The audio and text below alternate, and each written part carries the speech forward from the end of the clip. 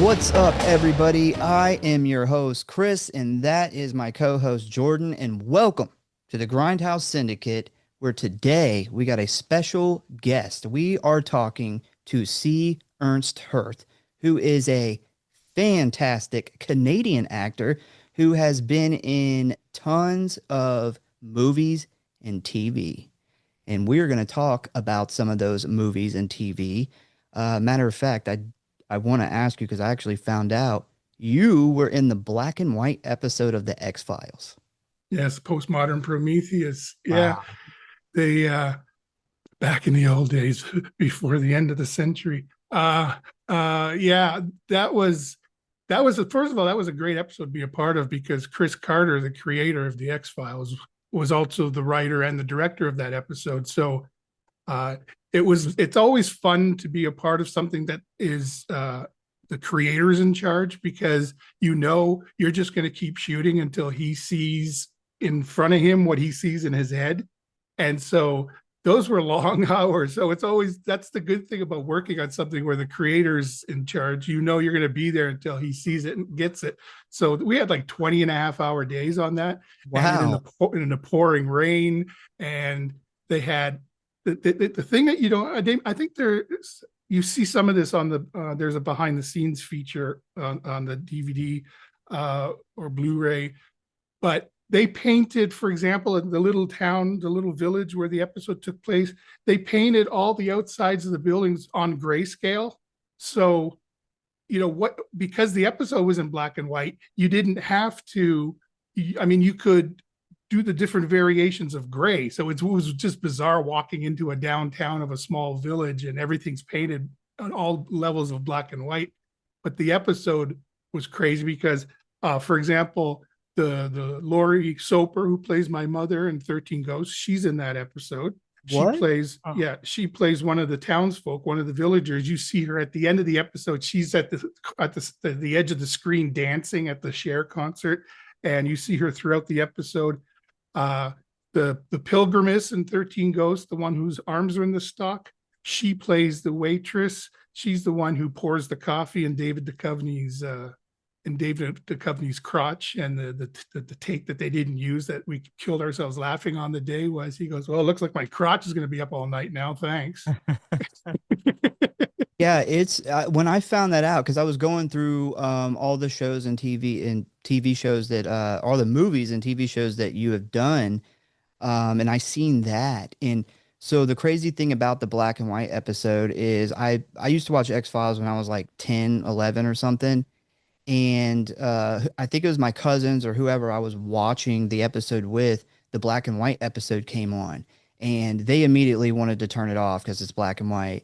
And but me and Jordan, we grew up watching the Twilight Zone. So Mm-hmm. we're like, I don't care, it's in black and white.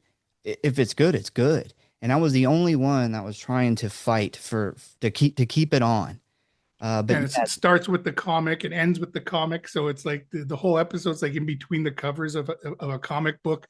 So yeah, was it ever real? that's so cool. Some other movies you did Valentine, Scooby-Doo 2, which is Monsters Unleashed. He was a huge Scooby-Doo live action fan. Yeah, Uh, minor 49er, man. I think that was the best of the villains. Like this And legitimately, he could have been in a legitimate scary movie. the great thing about that film was, as with a lot of these films, they have all these great ideas beforehand in pre-production, and they had probably about maybe 10 other monsters and what have you that were in the museum, the different costumes and the outfits that they had. They had actors that were cast to play them. We had makeup and camera tests and fittings. And there was Redbeard's ghost was with Ty Olsson. He was supposed to be in the film. There was Chickenstein, played by John DeSantis, was supposed to be in the film. And so they had all these different characters and me. And so we had these different makeup tests and camera tests, and we would try out. I went through 3 or 4 different looks. I was blue at one point, and then I had big hair, smaller hair, big belly, little belly. But with each makeup and camera test, they would go, okay, we're not going to go with that one. We're not going to go with this one. And then I think at one point the budget changed. So all of a sudden the guy from LA, SFX Studios, Steve Johnson's effects studio, they ended up not doing the makeup. And then it was a Vancouver company that ended up doing the makeup. So they changed a bunch of characters, and then they created a bunch of visual effects characters. And when they got rid of Redbeard's ghost was the one who breathed fire. They really liked that gag, but they didn't want to use the ghost. So they went, well, let's give it to Miner 49er because there's no rhyme or reason why Miner 49er breathes fire. It's got nothing to do with mining.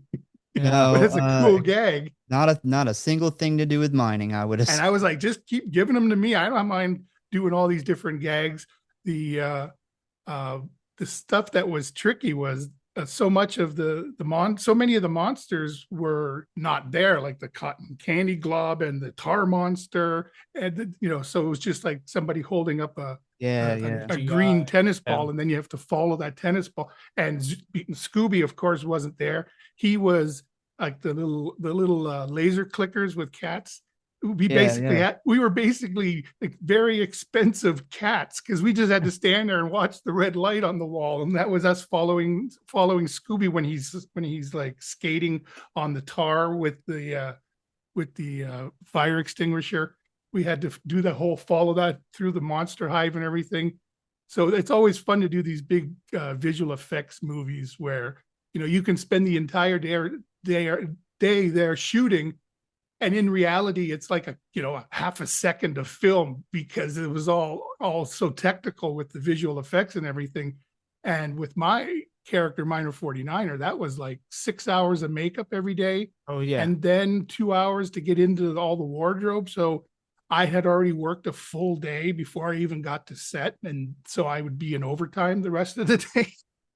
So yeah, speaking of Scooby-Doo, the question that I want to ask you the most, and this is not for the listeners, this is just for me, is you got to work with the first love of my life, which is Sarah Michelle Gellar, big Buffy fan.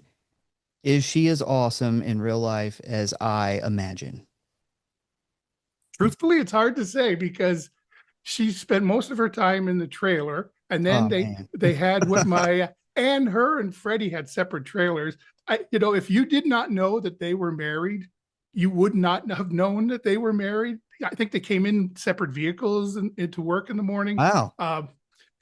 And they had separate trailers, and they had what my wife nicknamed on set their Poochie pets, which were their bodyguards. They each had a bodyguard who'd had like a head, with the earpiece and everything, and you could always see them on the edge of perimeter talking to each other in their heads, basically.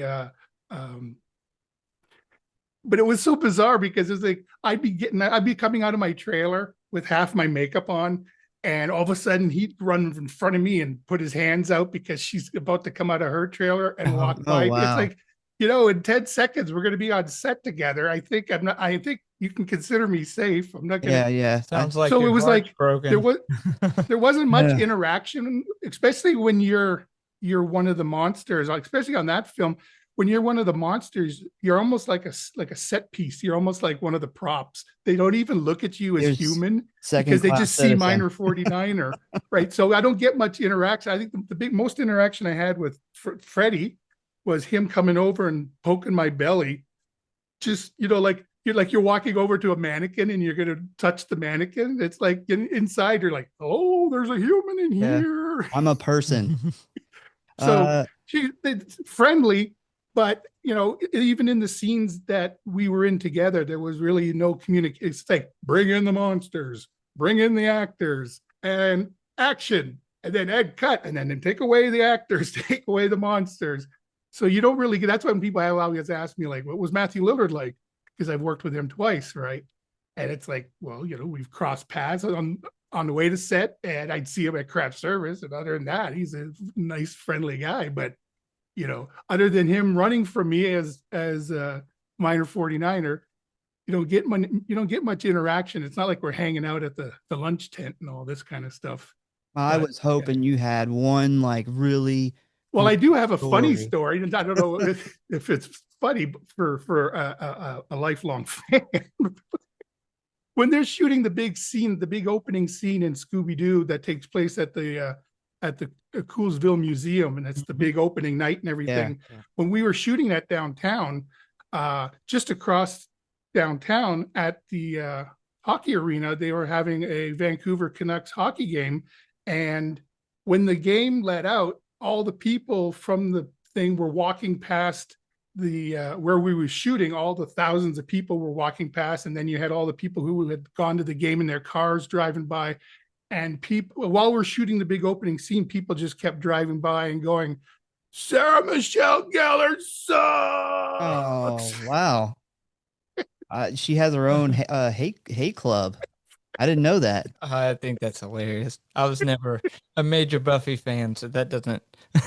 But the whole time I hurt shot on my that film, I feelings. kept thinking, Velma's not supposed to be the pretty one, because the one who's played Velma, oh my Oh God, yeah, She yeah. is- She she just is got something cast. else. Yeah, she just got cast in the Friday the 13th TV series coming out. She's supposed to be playing Jason's mom. Jason's mom. Somehow, somehow they're gonna have her play Pamela Voorhees. I Yeah, don't know how that's gonna work. we talked about it because we do like a little news show on our Patreon, and we were like, man, she's Part- so attractive, and Jason's mom is, she's a lot older. Mhm. So I mean, It's like Marissa Tomei. It's like Marissa Tomei playing, what is it, the aunt on oh yeah, Spider-Man. same scenario where, Aunt May is like, an elderly woman Yeah. for our whole life, and then now she's being played by this very attractive, I think she's, probably in her 50s, but Yeah. it just doesn't, your brain kind of just melts being confused. It's like, now all of a sudden I'm attracted to Aunt May. Yeah. It's Linda Cardellini, right? Linda That's her name, Cardellini. Velma. Yep, Yeah, yeah. I've And she never, was on Freaks and Geeks. I think that's she where she was, was. yeah. Yeah.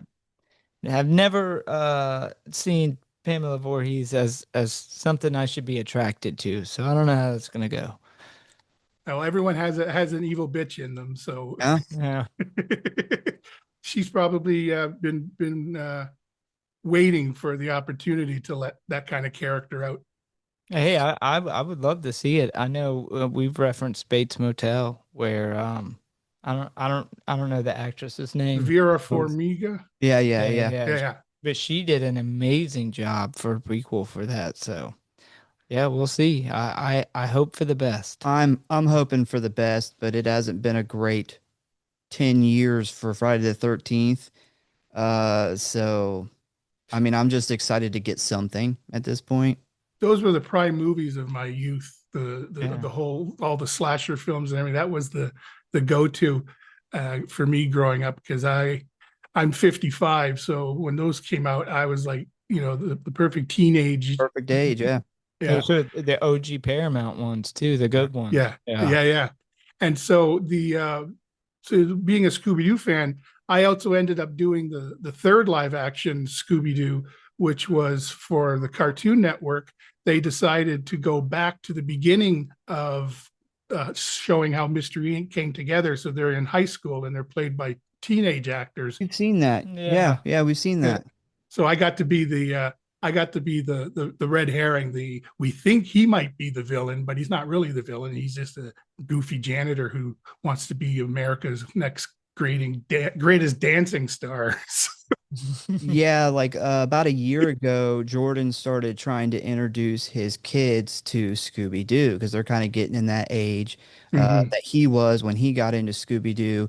And it was really hard to get them really into the old cartoon because Mhm. they've grown up in the Pixar world with, Mhm. all their movies are Pixar. So we started looking for some more newer versions of Scooby-Doo, and that was one of them that they watched. And then now you got this HBO Velma show, and I don't think they're going to be watching that one. No, I think that's adult oriented It's too. it's an adult one. It's very raunchy, and I haven't seen it, but from what I hear, people are not fans of it because it's so different than Yeah. the Scooby-Doo we know. So And that's the weird thing with my career is I have so many over the top gory horror films type films on my resume, but then I also have, I've got the two Scooby Doos, I've worked with the Muppets. I did a scene with Kermit in the Muppets Wizard of Oz. Uh, then I've done a bunch of the Air Bud, Talking Dog, Space Buddies, all those type of Search for Santa Paws, all those Disney talking animal movies. So you get your fan mails like in one. I'll go to the mailbox, and then one day there'll be a kid who wants a picture of a minor 49er, and then there'll be prison mail, it's coming from every direction. But yeah, it's always nice to have both ends of the spectrum covered, where you've got all the family type films and all the crazy stuff, and then all the drama and fantasy and everything in between. So it's been a Yeah, varied career. you do. Yeah, we were going through because if you listen to the show, you would know like we had not if you listened to, but the listeners watching the video listen to the show, they remember we talked about you in our trick or treat episode, and I had an idea of like, off the top of my head, kind of 5 movies and stuff that you had been in and shows.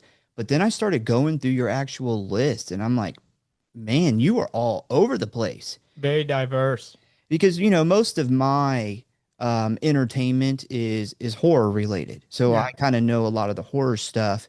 And man, you got a long list of some very out there characters. I think one of them you were like a half human, half pig. Yeah, that was Percy Jackson's Sea of Monsters. That's Yeah, another one of those films where the plan was to have all these practical effects monsters. So they hired all the actors to play all the different monsters, and then we'd go through the camera test, go through the fittings. I went down to LA and had the makeup done and the contacts and what have you. And then uh, after the first camera test, they decide we're gonna go CGI with the oh we're gonna do visual effects. And then from what I heard, the movie was like a big over the top visual effects mess.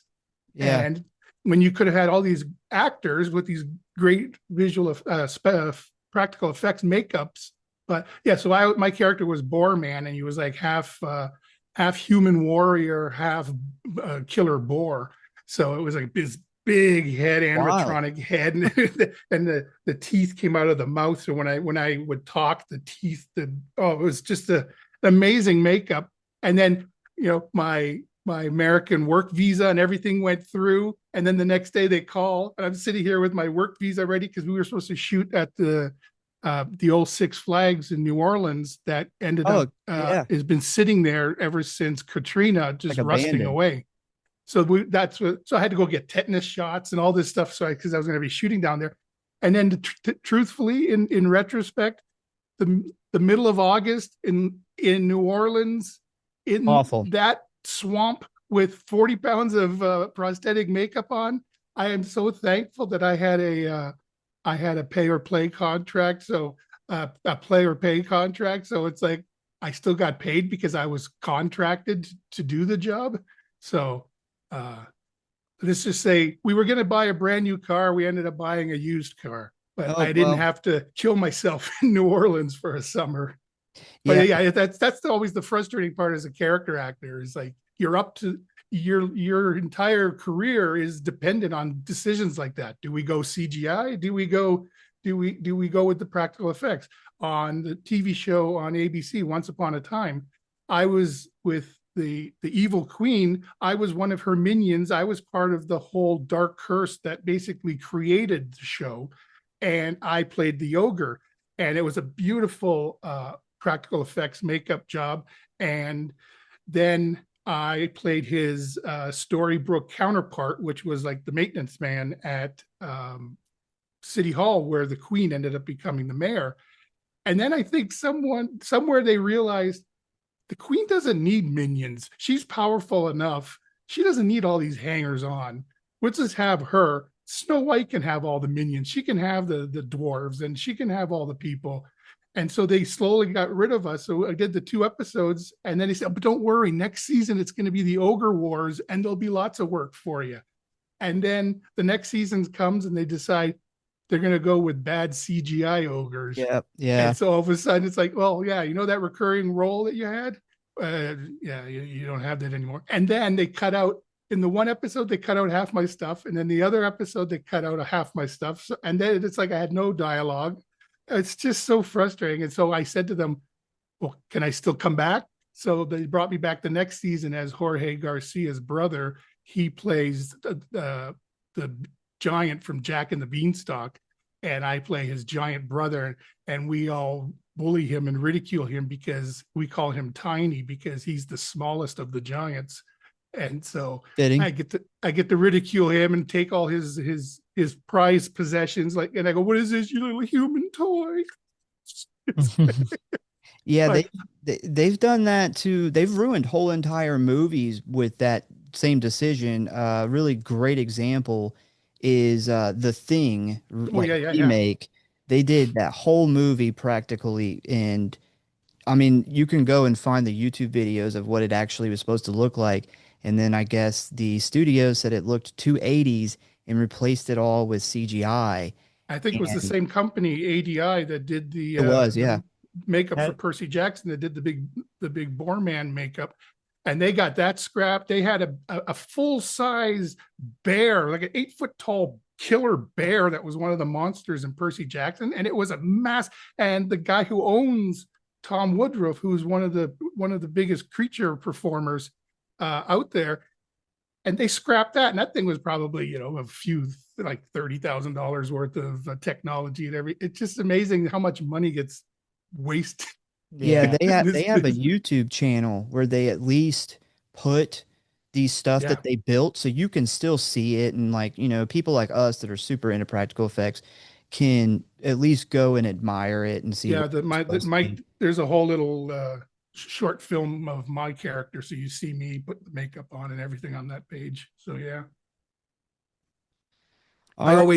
I was just gonna say, I always joke with my wife. I say, I played all these creatures, I played all these these creature performer type roles and all the ogres and trolls, and I said, how come I'm not getting these calls anymore? And she's like, well, because you're 55. In my brain, I'm still the young punk running around in these creature suits, and there's enough young punks willing to do it now. They don't need grandpa there. It doesn't matter that I'm 6'6". I'm still 360 pounds, so I'm still a big guy. But Yeah.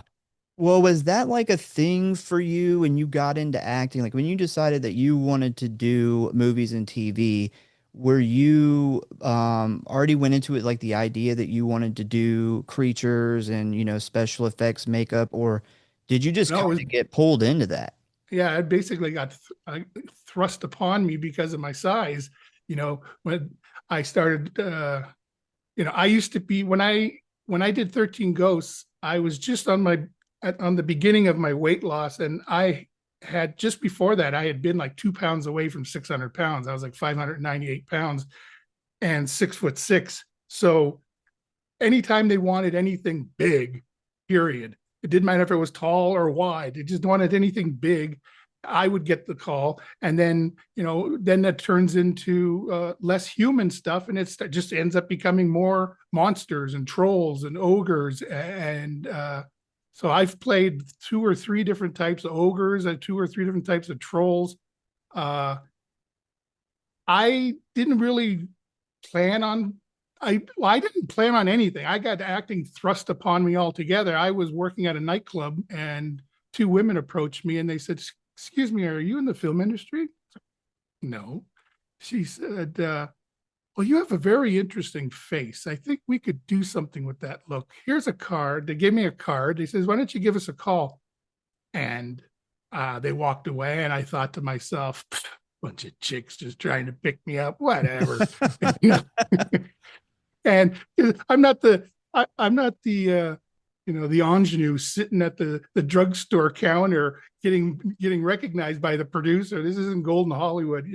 So I put the card in my pocket and went on with the night as the doorman, and got home, threw the card on my desk. And a couple weeks later, I was cleaning up my paperwork, and I came across this card, which I had never even looked at. So I didn't even know what it said. You So didn't I know it was looked at important. I just put it in my pocket and threw it on. Could have just as easily thrown it in the garbage. And I looked at it, and they were talent agents from an actual talent agency. So I thought, okay, I'll call them. within the week, I was shooting my first national commercial, and I was on bus shelters. I was on the side of buses, on billboards, and I thought, oh my God, I'm a superstar. This is the greatest thing ever. Then, of course, the next three things, I was doing background work as an extra, and immediately realized that don't happen every day. Yeah. Yeah. Being Yeah. treated like dirt is what is the norm around here. But then I also having had that opportunity right off the top with that commercial, it quickly made me realize that I don't want to be in the background. This mug needs to be in the foreground. I need to be in front of the camera. I need to pursue more of this. And so I just started doing small little roles in Canadian TV and commercial. I did a lot of commercials at first, because I have a very expressive face. So, when the camera's real close up, they liked having the, being able to mug and do all the funny faces and stuff. So I got doing that. And then in 96, I got the opportunity to be a lead in a feature film, but I was working as an office manager. Acting was just a part-time thing. I'd take a day off here and a day off. So I said to my boss, I'm going to need 3 weeks off. And it was like, that's not happening. Yeah. Oh, like, yeah. you work here, you don't work over there. Yeah. And that's when I said, okay, well, if the universe wants to be an actor, I'm going to leave it up to the universe. I'm going to quit this job and I'm going to consider myself an actor. And that was in 96, and I never looked back. I've been pursuing acting. And so the film that just got released, our latest release, Joe Finds Grace, the film that I sent you, that was the film. That's how crazy this is. The film that was my first lead role in a feature and that I did in 96 is also my latest release. It's how long it took to finish the thing. We shot it in 96. Wow. We finished it in 2016, did the festival run for 4 years because it was so hard for anybody to program the movie. And then it was so hard for us to get a distribution for the movie and that's why we ended up putting out, just self-releasing it onto our channel on YouTube, was because everyone wants to label it. Everyone wants to pigeonhole it. How do we describe it? What is it? And it's different. That's what I watched it. Yeah. And it is its own thing. It has its I don't even know how to describe it. It has a very unique if you are really into unique movies, then it is definitely up your alley. It is it's hard to describe, and I would say it's really difficult to put in a, subgenre. Yeah. And man, what kind of blew me away with that was I guess that's a big prosthetic on that guy's Yeah, face. it's a big, I think there was like 5 or 6 pieces that were built onto it. And so the lead actor has like the elephant man's disease, basically. And that's Anthony. He's also the director of the movie. So he basically directed the entire movie in that makeup. At one point, we had there are actors and crew that worked on that movie that have no idea what Anthony looks like, because 3 hours before each day, he was already in the makeup chair.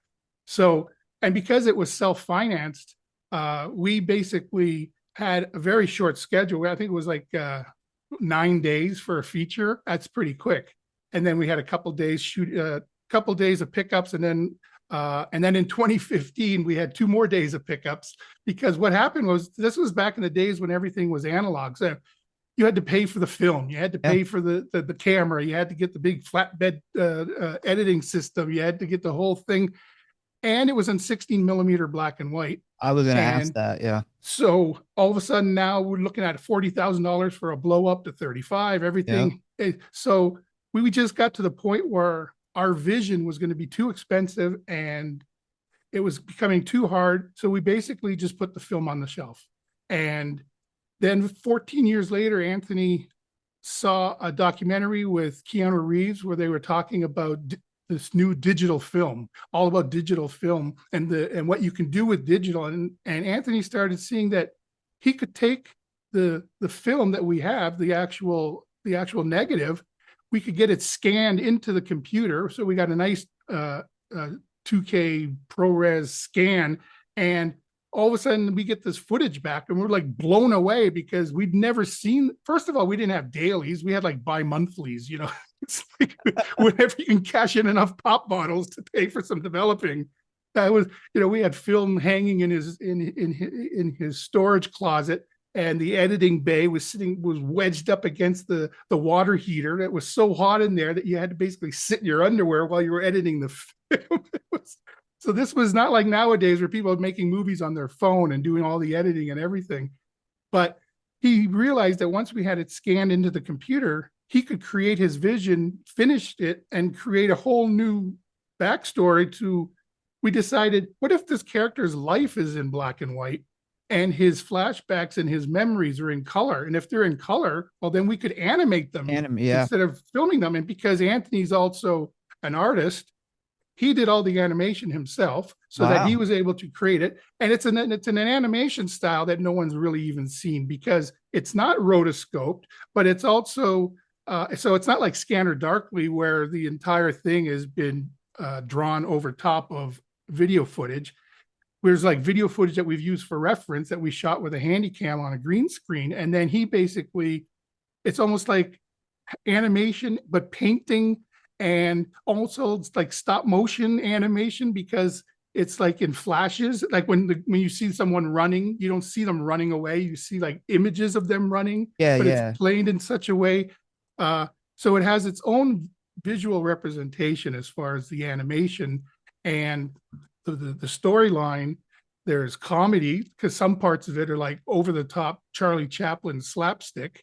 There's other parts where characters speak a whole other language. It's like, Variety magazine producer speak, where everything is, it need subtitles to follow along. There's other parts of the film that are like have a bit of a heavy tone, almost not a horror, but they have a dark tone to them. And as different as it is, it's just been impossible to get anybody to want to, take a chance with it. So anyone who's wanting to see something different, unique. And then, of course, we finished it in 2016. So all the music we chose, we had no idea that the guy who created the music would in turn, 10 years later, offer up his music to TikTok and Instagram. And so every time I watch a reel or something on TikTok, the background music, I'm like, that's Joe Finds Grace music playing. That's wild. Yeah. Man. It's like, no, it's his music, but he decided to offer it up for free use. And it's like, now we look like hey, this movie's full of TikTok music. Yeah. Yeah. Everybody's going to think that. We had did an episode on Return of the Living Dead a couple weeks ago. And when I was doing my research for that movie, I discovered like there's all these different versions of the same movie that has different music in it because the music, like the rights kept expiring. Yeah. So, depending on when you bought your DVD, your Blu-ray, your VHS, it could very well have a complete different soundtrack to it. That was why for the longest time, a lot of shows people have been waiting for still to this day. Like, for example, the Chris Isaak show. There's shows that were very musical, like very involved musically. And that's one reason why it's just too expensive because they'd have to go back and buy all the licensing rights because they were never purchased for things like physical media because back then it was just you license it for that program and then that was it, not for anything beyond that. And to go back and do that would be so expensive. So a lot of the old TV series and stuff where they had like WKRP in Cincinnati, where they had took place in a radio station. So they had a lot of the current music of the day in the background and part of the score of the TV show. But when it came time to release it on DVD, they were like, oh, we can't afford to license this for the few thousand people that might buy this. So it has like generic background music, and the series, it completely changes some shows. It does. The score is so much a part of the show. And there's so much of that just your average fan has no idea. Like they never think that that's a thing. It's massive part of movie making and licensing. Well, like anyone who has seen Scooby-Doo 2 Monsters Unleashed ever since it's been on physical media would have no idea that in the film that was released in theaters, there was a whole scene where Matthew Lillard takes the whipped cream can from the fridge and goes and then puts it back in the fridge because they deemed that it was too it was too, what's that? Yeah, it was too much. It was considered drug use, and that Yeah. wasn't. So they took that out of the film when it came out on DVD. Over Little there. things like that. So if you've never saw the film in the theater, I guess that's the same as anyone who's a Star Wars fan or whatever. There's so many versions of those films, Yeah. and they go in and touch things up, visual effects and stuff. So if you didn't see things originally, you're never going to see them again. Yeah, that was like one of the things that kind of, years ago pushed us to start the show in the first place because we would watch a movie and then we would talk about it for hours afterwards and then we would both like, look up all these cool facts and like stuff behind the scenes stuff and we would talk about that and we thought if we find this stuff interesting, I'm sure other people would, and that way they wouldn't have to like dig through all of this stuff to kind of find these little, nuggets of information that are super interesting. And Mm-hmm. that was really kind of the birth of this show was we wanted to, you tune in for 2 hours, listen to an episode about your favorite movie, and you come out of that knowing all the cool little good and bad things that went on that you would have never known. And I guarantee then if you go back and watch that movie with all that knowledge, it will be a fuller movie. Oh yeah. Oh yeah. Yeah. Yeah. That's the thing I like about it. Like for me, when I work on a movie, it takes a few times of me watching something to be able to get into the story because it's almost like the reverse of what you guys are doing. It's like I'm starting with all of this knowledge Yeah. and it's like I have to work my way through that so I can actually watch the story because I have to get past all the backstories, all the stuff that happened on that day. You see a scene happening in a movie, but my first thought is, oh, that was the day that so and so brought his friend to set and he ended up getting sick. And it's like everything plays off into a different story. So, and I know all the tricks and I know all the secrets and I know all that stuff. So it's like for me, it's the reverse. It's like knowing too much, and I have to like slowly peel all that away so that I could just be a viewer and watch it. And then even then, if I'm in it, I'm never truly a viewer because during whatever scene you're watching, it's hard to remember that as an actor, I've seen the flip side of this scene. I've seen the 100 crew members standing there. I've seen the cameras. I've seen while you're watching the scene and you're seeing the action of the movie, what's going on. I've seen the remainder of the shot. I've seen the remainder of the scene, and I can never shake that stuff because I'm Yeah. in the scene. Yeah, yeah. How do you immerse yourself into a movie as a viewer when you have seen everything that went into it, the bloopers, the outtakes, the all the drama that goes on? Like, yeah, There's a real dramatic scene, and as the camera's panning in on the actor, all you're remembering is the way the guy was crouched down next to the camera, and you could see his ass crack. Yeah. Well, You're, I look at it as like a magic show where you can't really put yourself back in that audience and enjoy the magic of the show because you know how all the tricks are done. Like you've seen yeah. behind the curtain, you've seen in the hat, where the rabbit's hidden.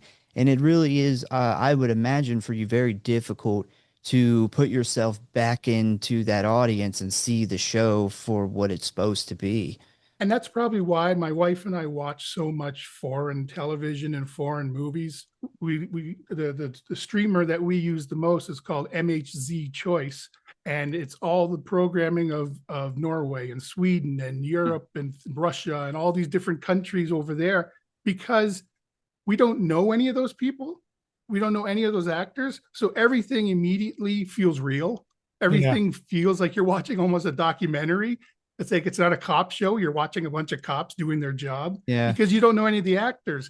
It's like the further you can pull yourself away from the reality of the film industry. And I find by watching foreign stuff, especially the TV stuff where you don't know the actors as well as you might know some, movie stars, you can really get, for me at least, I can really get into the story. But if it's something, especially if something that was shot that people are in it that I know, or it was shot locally, or it was just is just a movie that is directed by someone I know, or it's so hard to and I guess that's why so many actors, when they say I don't watch my stuff, it's not that they don't care. It's that they lived that experience already. What else? It's like you don't go back and watch your theater, Yeah, you know. yeah. I would imagine it's the same thing with like your characters that you've been, because you've been in the makeup chair for 6 hours. And that leads me to my next question. Out of all Yeah. the characters that you have been, which one is your favorite? Oh yeah, yeah. This one I Yeah. want to know. I got asked this once before, but I think I misunderstood the question because the roles they were asking were all of the prosthetic ones. So I thought they were asking what was my favorite prosthetic character to play. But if the question is what are of all the characters I've played, it's so hard because I put so much of myself into each one. So they all seem like parts of my personality. But I would say I really enjoyed playing um, Horst Himmelferger in Joe Finds Grace just because I got to create that character. That was such a large role for me at such an early time in my career. So I got to basically create him from the ground up. But then also I would say something like the A Team because I Joe Carnahan, I had just done Smoking Aces 2, Assassin's Ball, which was his creation. He did the first one, Smoking Aces, and he was the executive producer on that.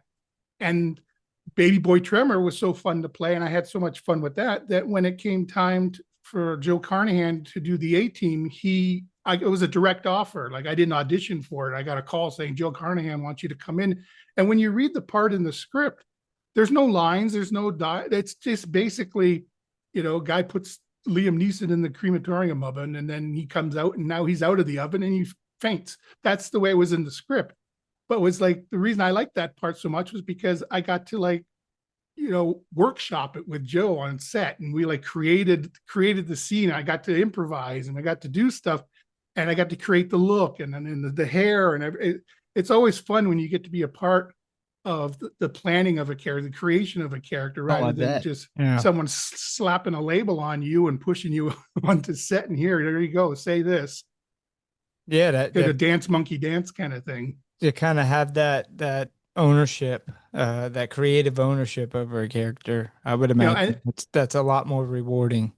yeah, so it's always been a hard question for me because I've liked every role that I've done, and then there's parts of every role that I've done that I've disliked, but it's not the character that I've disliked. It's the actual way things played out on set or people involved with the project.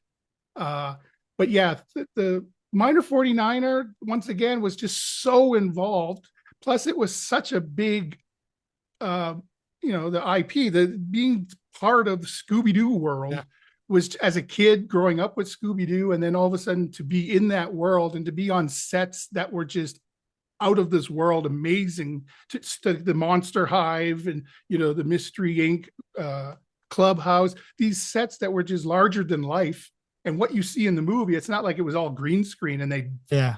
they added it later. These were all practical sets. So there are moments in the day where you just like stand there and you're looking around and you can't believe that even though you've been in this business for at that point, even though I'd been doing it for over 20 years, looking around, you're like, you can't believe that you get to do this for a job. Yeah. Yeah. Those are the moments too. And it's not so much the specific character, it's just the whole scenario, the whole situation that you're living in. There's like you're doing a part in the Muppets Wizard of Oz, and you're sitting across from Kermit the Frog, and it's like not so much that I love this character, I just love the fact that I'm sitting here at a table across from Kermit the Frog. And the weird part that throws you for a loop as an actor is like as a kid, you grow up and the Muppets live within the frame of the TV set or the frame of the movie, and that's where they start and begin and end. Right. Yeah. And so all of a sudden now I'm seeing the guy on the floor on the creeper with the television set and the microphone and his hand up inside Kermit the Frog. And I'm having to act with Kermit and not pay attention to the guy that I see sliding around on the floor. Yeah. And then the guy who is the creator of Gonzo, he was there that day because they needed someone else. The things you don't think of as an actor, they needed someone else to be the chair that Kermit was sitting on, because these guys do their job so well that if Kermit is sitting on a chair, he's not just going to stand up and walk away. He has to push the chair out and then stand up and walk away. It's a little Well, thing. yeah. So they had one actor, Dave Goles, who plays Gonzo. He's on a creeper, like in a car shop, the thing that they slide around underneath the car. They're on those, and then they have like a little monitor that hangs around their neck, so they can actually see what the shot looks like. That's what they're looking at. So they're doing whatever they're doing, but looking at this little monitor, and then they have a microphone because they're doing the lines right then and there as they're acting it. They don't add it later. So just getting to see the science of this thing that you grew up with as a child, and all of a sudden you're getting to see the nuts and bolts of how it works, and having to constantly remember, don't look down there. You're doing your scene. And just to have, once again, even just to have an 8x10 on the wall, a picture of me doing a scene with Kermit the Frog, you immediately go back to that 5-year-old. You have to shake your head and remember that this is your job, and people would kill to just be in the background of this shot. So it's more that for me. It's more just being part of the whole experience than each individual character. But the problem I have had is, after 35 years, is remembering to take the costumes off, to take the character. Like it's like putting on a costume, and then you do the next show and you put on that costume, and then you put on the next costume. And what happens is 35 years later, you're acting so large because you're trying to act through 35 years of costumes that you haven't taken off. Like you don't even know true behavior anymore, because you're like, are these all parts of different characters? Like, what do I actually sound like? Am I talking to you, or am I performing for you right now? You're just a mix of 35 like written characters and just a big batch. Yeah, because I'm the type of person that I have anxiety. I take medication for anxiety because I don't like to not know the next thing. I'm the kind of guy. That's why, being an actor, I have a script. I have someone who's directing the day. They're giving me a schedule. They're giving me the words to say. I know what the scene is, how it's going to play out. When you walk around in life, everything's just big question marks flying around, Mm-hmm. And that's where the panic comes. And that's why I think actors, when you have that kind of part of you, acting is almost it's an escape, because I get to live life through all these different lives. I get to create characters that get to it's like different parts of you that you wouldn't have. Like, I would never do 3/4 of the things that in real life that I've done on camera, just because there's a camera pointed at me. Oh yeah. You say get caught up in that moment. Say it isn't so. I'm almost 600 pounds, and I'm sitting on the luggage rack of an ATV flying down the highway, and I've got no safety gear on. I'm sitting in pajamas and a robe with slippers.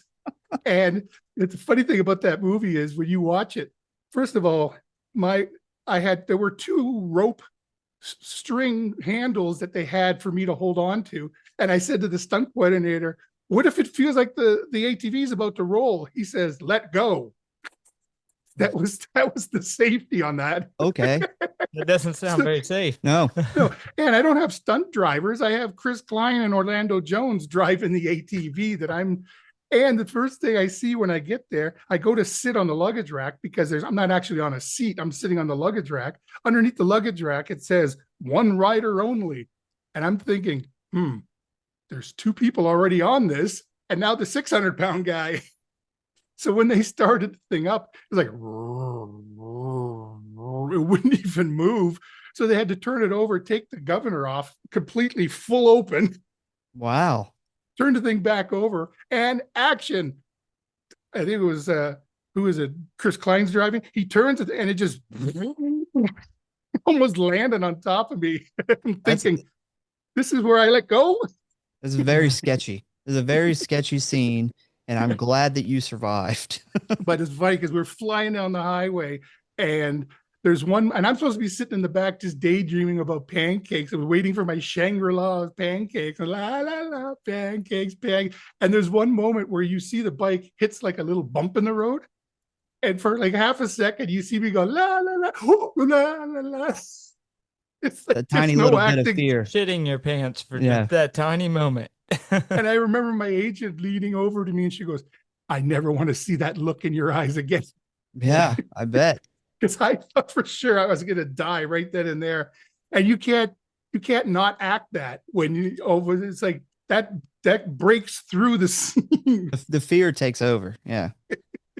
Yeah. All And right. that's a perfect example of what I would not do in real life. I would never sit on the luggage rack. And so it's amazing when you point a camera. Well, I shouldn't say it's amazing now with the internet and now Yeah. with TikTok and what have you. We've learned that people will do anything if a camera's pointed at them. So Yeah, people do some crazy stuff, that's for sure. So are you ready to talk about the whole main reason we are here? yeah, 13 13 Ghosts. Ghosts. All right. So, do you have any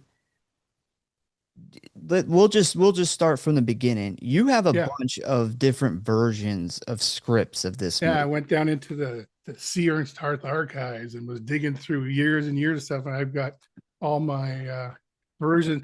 The first production draft was October 3rd, 2000, but my first draft is from August 1st, 2000, and it says a screenplay by Neil Marshall Stevens based on the screenplay by Rob White, which was the first movie. Mm-hmm. 13 goes from the 60s. Then it says revisions by Steve Beck, and then it says current revisions by Todd Alcott. So there's already 4 people that are responsible for this one, and this is what, four, one, two, three, at least 4 versions away from the film that you see in Wow. the theater. So I've got it marked off, a bunch of things that I went through yesterday that I wanted to share with you, because if you're people who are interested in the actual story of the film, these are things you've never heard or never seen, and I thought were interesting. First of all, I don't remember, because it's been a while since I've actually seen the film. The film doesn't open with like a quote on the screen. I don't remember there being a No. quote Oh, black it, and then it a opens in like a junkyard. yeah. But here, this is it's blackness, and then we see a title. The most beautiful thing we can experience is the mysterious Albert Einstein. I don't remember that being at the beginning of the film. And then it changes to another quote. I do believe in spooks. I do believe in spooks. I do believe in spooks. The Cowardly Lion. I don't remember that either. That's So definitely that's a not. completely different opening right there. Then it says, we're in the interior of a machine. Under the sound of a heartbeat, we drift through a compact maze of aged machinery, keys, levers, shafts, and gears, bent, pitted, rusting, delicate apparatus clogged with sand. We examine the decaying machinery with a jeweler's eye, then slip out through a slot, revealing the whole to be an aged, derelict cash register buried halfway in sand. No sale tab up, wooden cash drawer yawning empty, and we pull back to reveal interior garage, sunset, a long abandoned auto garage, walls scrawled with graffitied warnings, overturned counters strewn with auto parts, spent shell casings, broken glass scattered like confetti, a battlefield bleached and deteriorating. On one wall, a clipboard of receipts jostled by wind that whistles through bullet holes and broken windows. The receipts rattle like dead leaves. The board bangs a familiar cardiac rhythm on the wall. Thump, thump, thump, thump. Beside it, a ragged calendar still tacked up. 1971 calendar girl smiling. Mahoney's Garage, Paradise, Nevada. Near the calendar, a shattered window crisscrossed with faded yellow police tape. Outside, several sets of headlights make their way across the hard pan, coming for us. So right there, That's so completely, different. completely different, because we know Breaker Mahoney, the Hmm. juggernaut. So we recognize the name Mahoney. Hmm. So right away, we're like, okay, so that's how they're starting. So now the headlights they cut to is the stretch limo. And that's sort of in the beginning of Mhm. the film as it is now, with Cyrus and them at the Yeah. beginning of the junkyard. But here it says, in the passenger carriage of a sleek limo, Cyrus Kritikos, 50s, upright, calm, alert, balding, expensively dressed, slyly brilliant. His hand rests on a silver-headed cane, which he hasn't. He gazes out the window. It's always fun to see what they kept. He gazes out the window, surveys the desert landscape. So that's different. There's no desert landscape. Oh, it's just a junkyard at night. Yeah, yeah. Next to Cyrus is Dennis Rafkin, 20s. Ordinarily quiet, handsome. Dennis now sits oddly twisted, as if his spine were broken, hooked up to a beeping EEG. Eyes rolled back, mouth agape, hair entangled in receptor wires, a disturbing sight to behold. And across from Cyrus and Dennis is a jittery, unshaven desert rat, Eli Mahoney, 60. Mahoney's face is etched by a lifetime of drink and bad decisions. At present, he can't quite seem to grasp how he got into this odd company. He gives a nervous sidelong glance at Rafkin, then at the EEG needle tracing across its record paper. He does a double take at the readout. Scribbled there are the words, "us." Cyrus says, "Did you know, Mr. Mahoney, when the human body expires, it suddenly becomes 3 pounds lighter?" Mahoney looks at Rafkin and says, "Is he okay?" Cyrus says, "He's fine. Looking forward to seeing your boy." So now we know this is the Breaker Mahoney's father. Yeah. So it's more of the backstories. Yeah. The things that people wanted from the ghosts in the first place. It seems that there was more of that already off the top in the beginning of this. Yeah. So then go ahead. I went and seen it when it was in theaters. Man, I had to be like 13 or something. And yeah, I went with like my cousin and somebody else. And you know, when the DVD came out, I remember like going and getting it because the DVD had the backstories of the ghosts. And we've always talked about it when it comes to that movie is like, I really wish we would have gotten more ghosts and more backstories for ghosts. Because you know the ghost is the best part of that movie. The ghosts carry that movie today. I think it's what makes that movie stand the test of time. And when you see all of these stories that have been in the news for the last few years of there being a ghost, the backstories of the ghost, Netflix or Paramount or somebody putting together a show, and what I come to realize is that people want to see the backstories of those actual, like those ghosts from that story, not new ghosts, not a new story, because then you might as well just make another ghost story, make some other movie altogether. People want to see those. They want to see how the hell did this guy get all of these railroad spikes in him? You know, there's got to be an interesting story there. And when you saw the Ghost Files that you're talking about on the DVD with F. Murray Abraham narrating, that could have been a movie itself, just the special feature. They could have just taken those pieces and stuck them in the film, you know, because God forbid we don't have one more slow pan of a hallway, because if there's anything I hate about 13 Ghosts is the amount of, and here we have a hallway, nobody's in it. Ooh, creepy music, another hallway, nobody's in it. It's like, oh yeah, we get the point. There's nobody here. Yeah. It's like, so take a few more of those hallway shots out and just add a couple seconds even of some backstory, and it would have filled out the movie, I think, even more.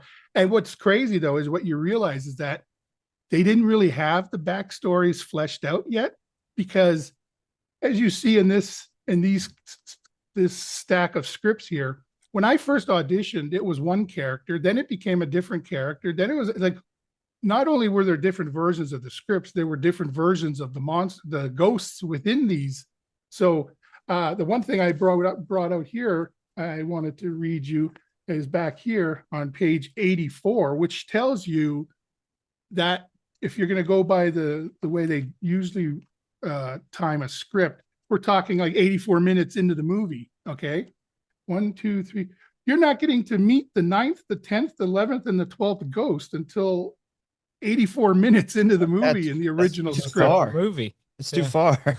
And not only that, it's what you're meeting. That's like Rafkin winces in pain. This is in the library. Violently convulses as the spirits loose in the house gather around the glass walls of the library. Most of them we recognize from earlier, although now there are some we haven't seen before. Among them, a thick, middle-aged pilgrimess in stocks holding in the crook of one meaty arm what appears at first to be a child.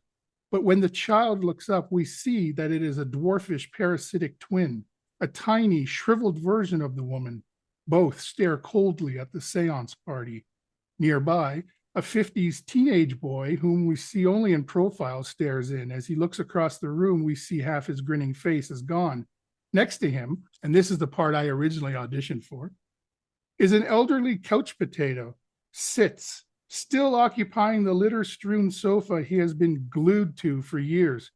Under his pasty skin, something crawls. We follow one of the lumps in his face as it reaches his swollen eye. Then a sewer rat curiously pokes his head out of the eye, sniffs the air, and returns to join his hundreds of brothers under his shirt. And it goes from there. So those 4 goes, you don't even meet until 84 minutes in, and they're basically just things in the background, really, as far as the story goes. I mean, that was, as far as I remember, that was basically because I'm in a couch. I can't walk around with a couch stuck to my ass. Well, your character sounds completely different than and my mother is a parasitic twin of the pilgrimess, who at this point is a much thicker, bigger person, and if you look at the Black Zodiac earlier on, it mentions it refers to the sisters, and I think that's what they are. And also here, see, the other thing is Maggie, the babysitter, nanny, yeah, has a British accent, and Kalina. Also, it takes place at the Natural Museum of History. There's a lot more work scenes where Arthur is at work as a professor, and Kalina is another professor who he interacts with, and she's a professor of ancient manuscripts. So that's why he goes to her, because the information he got from the lawyer Ben about the house comes with all the hieroglyphics and all the stuff, and he doesn't understand what he's looking at, so he tracks her down. He brings her to the house when they go to see the house the first time, and when they're there, a car pulls up, and it's Dennis Rafkin, who's the professor's teacher's assistant and is Cyrus's, his assistant. But the professor, Kalina, recognizes him, and she says, "Oh yeah, that's so and so. He works with." And Ben says, "Yeah, I asked him to meet us here. I need him to sign some papers as well." So that's how they get them all into the house.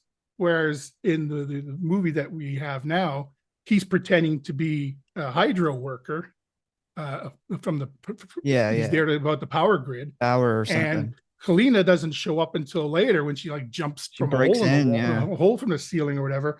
And so the other difference is this scene here, and this is the big difference, other than as different as everything is. Now, can I ask you to give me some more water? Is this part here? I'm sorry if I'm reading too much, but I thought this was so interesting. No, that's what we're here for. So Cyrus, this is later on in the film, Cyrus says, "This goddamn machine is going to change the lives of every man, woman, and child on Earth. The internet is a child's toy compared to the awesome knowledge available from the Ocularis. With this machine, everyone will be able to know anything we need or want. We will end pain, suffering, famine, disease, poverty, depression, war. We will see beyond the stars into heaven's windows, straight into the face of God. And you suggest that is not worth the price of a few people's lives? How many lives went to the construction of the pyramids? How many went to the Great Wall of China? How many have gone to the space program? Human lives are the price of human achievement." And Rafkin says, "So why am I still alive?" And Cyrus says, "Why? Because I like you. Mouse." And that's another thing. Throughout this version, there are all these tacky one-liners and yeah, because it's early 2000s, man. Glad we got rid of the one-liners, but man, that first change that you mentioned of how they got them to the house, I like that backstory so much better.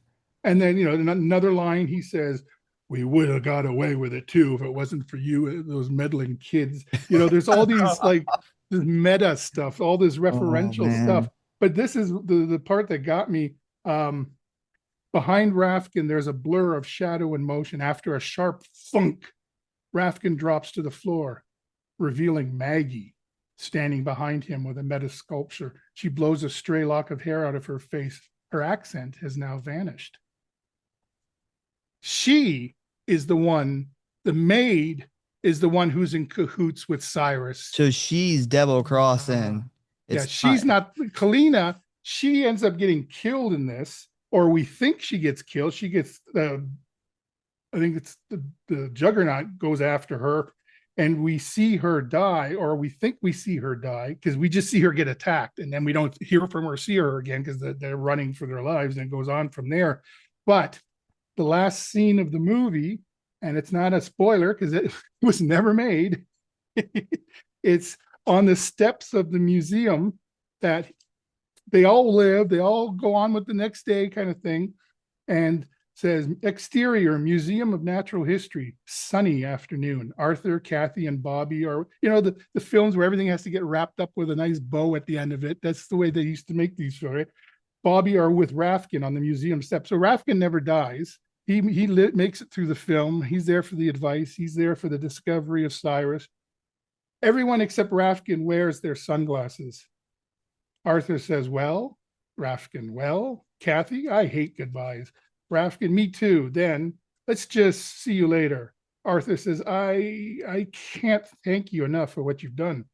Rafkin says, then don't try. And says to Bobby, oh, hey, I almost forgot. I found this in the basement. He takes Bobby's microphone out of his backpack. Bobby recoils from it. That's okay. I don't want it anymore. Rafkin says, okay, maybe I can find something to do with it. Arthur says, where will you go now? Me? Oh, wherever, can't pin a guy like me down. Arthur says, how are your headaches? Rafkin says, gone, man, not one. Raps on his forehead, knock wood. Arthur says, Rafkin, Dennis. Rafkin looks him in the eye. I know, man, I know. I'm cool, thanks. There's a moment between them. Well, take care. Rafkin says, contraction of God be with you. Arthur says, indeed. Goodbye. Kathy says, goodbye, Bobby. Goodbye, Rafkin. You too. He turns, heads down the steps. Arthur watches him go. Rafkin takes the hand of a woman. We pull back to reveal that it is Kalina. They smile at each other. Kalina says, ready? Rafkin says, let's blow this popsicle stand. He kisses her hand. They move off. Up the steps, Arthur takes off his glasses. Rafkin and Kalina disappear. Arthur says, I like that guy. Come on. He puts his arms around Kathy and Bobby, and the three of them walk up the stairs into the museum. Fade out. Boring. Yeah, that's too good of that's too happy of an That ending. sounds like such a early 2000s Ugh. Dark Castle ending too. Yeah. Like the original script with the one-liners and then the super happy ending. That's just got Dark Castle written all over it to me. That is a Yeah. cheesy ending. So those were the three moments that I picked out that I thought you would find interesting because they're so wacky over. Like this version has so much in it that is the same, and then there's so much that is just completely a different film. Yeah. And then there was 1, 2, 3, 4 more versions. And sometimes the versions are just, they've changed words of dialogue. They've changed city names or character names because they couldn't get the rights to them or licensing or whatever. But this is, and then there's other versions of this that I don't even have. There was a version that James Gunn wrote because he's one of the he was famous for being one of the ghost writers, one of the cleanup crew. Like that was one of our hints. Yeah, for sure. We said James Gunn has an uncredited writing on this movie that you guys are trying to guess. Somehow someone got that and figured out the movie. I was really surprised. And it's funny because if I remember correctly, after we did this, Matthew was going to Australia to shoot the first Scooby-Doo. So I wonder if they already knew that, and that's why they were throwing in some of the would have got away with it too if it wasn't for you meddling kids. That was my thought because I remember that coming out prior or after after 13 Ghosts. Yeah. I was like, I wonder if they already knew ahead of time. And funny, the 13 Ghosts of Scooby-Doo is a movie too. And but considering the way this film originally ended, and then there was the way the 13 Ghosts, the movie that we shot, how it ended, but then they brought us back for reshoots almost like a just over a month before the film came out. They brought us back for reshoots to add some stuff to the film that they didn't even have yet. And as it turned out, that was the morning of 9/11 because I got up. I was going to set that day to do the reshoots. And this was when Big Brother, the TV series Big Brother, was a brand new thing. And I went to set my VCR to program the show because I knew I'd be missing it because I'd be on set doing the reshoots. And when I went to turn the TV on to set it for Big Brother, all I saw was all this footage of the World Trade Center. And my immediate thought was, oh, damn it. Because I was just pissed off because I wasn't going to get to see Big Brother. I didn't know what was actually happening. I just knew that. A lot of people didn't at first. And so I went to the bathroom. I left the TV on and I went to the bathroom as I was getting ready to leave. And when I came back, all of a sudden there was one tower. And I was like, oh, I got to go, but something's definitely going on. And I turned it off. Never, didn't know anything beyond that. And went to set. And when I got to set, there was this somber, dark, because you had the director, you had the director of photography, you had some of the studio. So you had people had come up from LA just for the day to do the reshoots. Now they don't know. There's such a huge question mark in their vision because they don't know if they're even going to get to go back home. All the planes were shut down. Everything was shut down. So while this is all unfolding, I'm dressed up as the big ghost in my ghost clothes, and all the other ghosts are in their makeups, and we're doing reshoots. For example, the scene at the end of the movie, as it is now, when the thing explodes, and you see all the ghosts have been broken from their cells, and you see us leaving the house, and you see us dancing off into the woods, kind of thing. There's like a shot of us leaving the house and going off into the woods. Well, that never existed in the first film that we shot. We shot that on 9/11. So it's one of those things, talking about being able to watch something back later as an actor in it. I can't now watch the film and not know that. Yeah. Immediately I have the visions of us shooting that scene of us dancing off, and then they go cut, and we all huddled around a TV set in the studio, and we're watching live what's going on in New York. And then, okay, next scene, we're set up. And then you go back to see, and you do your ghost stuff, and then cut, and everybody goes back to the TV set to see what's going on. And it was such a bizarre, surreal day. For example, one of the things they had, in the movie, when the house gets blown up, they actually blew. I mean, first of all, it was an actual house that they had built in one of the largest special effects sound stages in the world at the time. They had built, it was like a 2-story, it was like 2,500 panes of glass, and each of those pieces of glass had all the etchings on them, the big steel girders. I mean, the gears, when you saw something going up and down, it was going up and down. It was all practical. Walking into that set, my immediate thought was, if this doesn't win an Academy Award for production design, because I'd never been on a better looking set in my life. It was what you see in the film is exactly what we saw. Yeah, but that was like one of the things that we were literally about to start asking you about, was the set. I was just telling him before we started, I want to know about the house. Was it really 2 stories? Is it really all that glass? You just answered like 3 of my questions. Well, the shot you see in the film when they're driving up to the house, and you see the house with the forest behind them. Then at the end of the movie, when the house blows up and you see the ghosts going off, that's not real. That's like a composite, because the house was actually in a sound stage in a studio. So any shots outside of the house were visual effects, but the stuff in the house was there.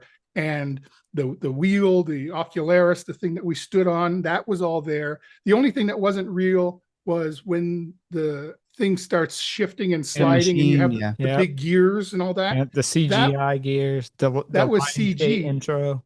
But the reality was even scarier, because instead of all those gears going up and down, you just had a big ass 10-foot hole in the ground with massive fans blowing air up at you, and all these really hot lights, flashing lights that are supposed to be, and they're flickering because they're supposed to be replicating like lightning and the gears going up and down. So you have all of this commotion coming out of this hole in the ground while you're just standing there freely spinning around on this circle. And I'm like, woo, woo.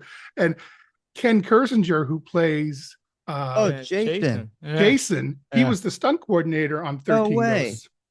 That's So wild. I said to Ken, I said, once again, another great advice from a stunt coordinator. I said to him, I'm getting a little dizzy here. I'm scared as we're spinning around on this thing. And because if you remember the shot when we're all spinning around, I'm like arched back and I'm completely nude except for a pair of underwear. And I'm Your arched underwear. back and I'm almost 600 pounds and I'm in such an awkward position. And I'm spinning around this 10-foot hole in the ground. And I said to Ken, what do I do if I feel like I'm going to fall? He says, fall backwards. Great The advice. advice you Great get from advice. stunt coordinators. It's like, let go, fall back. I, Yeah. Yeah. I, So I but guess I guess they had the lights and stuff in there to kind of, the lights, flashing all over your guys' body as you spun around. exactly, So when they because put the then they add all that and the effects of the stuff that they add, they have to add the effects of it. So if there's yeah, smoke or if there's lightning or flashing and the air from the fans, so those big production fans. And then think about it, you're shooting in a house that is glass on the bottom, glass on top, glass on the side, and now you have a full film crew and 12 hot breathing makeup covered actors plus the real actors, and you have to add like friggin' 10,000 whatever of light to basically have to overlight the thing so you don't have any reflections, which now makes it so hot. Then they have to turn the fans off because the fans are whenever there's dialogue, you can't have the fans going because you have to be able to hear. So it's so hot in there. And I like to say when you watch the film, this is my drinking game for 13 Ghosts, and that is find the crew member, because throughout the film, most of the crew's wearing black t-shirts like you're wearing, so that they can basically crouch down in the corner of a shot when yeah. the camera's rolling, so you don't see anybody. But every so often, there's like that awkward crew member who wore his white shirt that day because he completely forgot, and Always that guy. The goofy guy. always that guy. But for someone who's watched the movie more than once, that's my little drinking game. It's like every time you see a crew member, take a shot because there's reflections. You can't help it. There's so much glass in that film. But it was so hot. I was thankful that most of the other actors had full prosthetic makeup, like the Juggernaut or the Hammer. They had the full face makeup. The good thing that they had was their entire body was sculpted, and the makeup and everything was on the outside of like a diving suit. So they would come in the morning and they would and zip up their bodysuit, and now they got all their makeup on except their face. So that's why when I see things like on IMDb, it says John DeSantis built 30 pounds of muscle or whatever it is for this film. And I was like, yeah, and he put it on every morning. Yeah. Yeah. One way to do it. People really believe what they see sometimes. Well, that dude he is almost way too muscly to be like, I'm not saying that somebody couldn't look like that, but I think it would be easier to hire a guy that doesn't and just do what you're saying is build Yeah. this dude, because you get consistency and with the spikes and everything coming out. So all of the monsters. So that's why I always say Scooby-Doo is monsters, 13 Ghosts is ghosts. There It's like goes. whenever I'm talking about two different films, I'm always getting the two mixed up. But all the ghosts had contacts except me. My eyes were that's the great Those are child. yours. That's it right Yep. there. The only thing that wasn't me was they had two little applications that they put over top of my eyebrows so that my character didn't have eyebrows, because I've been doing this long enough and I know that you ain't touching these, because once they come off, you have no guarantee they're coming back the same way. So I've I'm never not, I never realized that the character doesn't have eyebrows. no, The thing about the eyebrow thing is, like, every time you see a character that doesn't have eyebrows, your brain picks up that something's wrong, but you yeah, may not, something's like, off. yeah, you Yeah. you may not notice it's the eyebrows unless you kind of think about it or look at them. And Yeah. as many times I've seen this movie, I've never realized that your character doesn't have eyebrows. It's that added creepiness that you It don't even is. know is there. And Mhm. then the other thing that I like is that Steve Beck, his biggest direction to me that I enjoyed was he said, and this really plays out in two places, but the one is when my first introduction, once you see that I've been released from my cell, and I think it's the Maggie and Dennis at the end of the hall, and you see me and my mom slide around from the corner, and then we're holding hands and I'm swinging my bloody axe. And he says to me, I want you to scream bloody murder, but don't open your mouth. So when you listen, when you watch it back, you hear these sounds that sound like some off, like moaning or something in the background, but it's just me going.